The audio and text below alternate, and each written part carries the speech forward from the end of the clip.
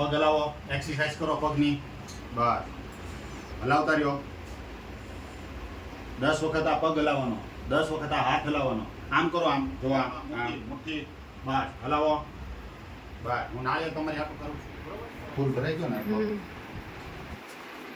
આટલું બધું ભરાઈ ગયું ને એના કારણે સક્શન નહોતું થતું હતું.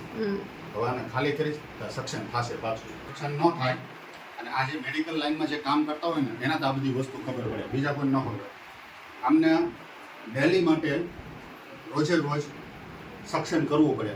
એ સક્શન કરવાથી શું થાય, છાતીમાં કફ ખરાબો જે હોય એ આમાં ખેંચાઈને આવી જાય એટલે પેટની અંદરથી એકદમ ચોખ્ખું થાય.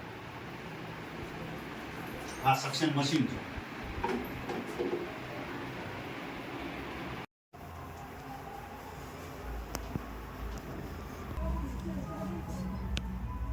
કડક બેહો, સીધા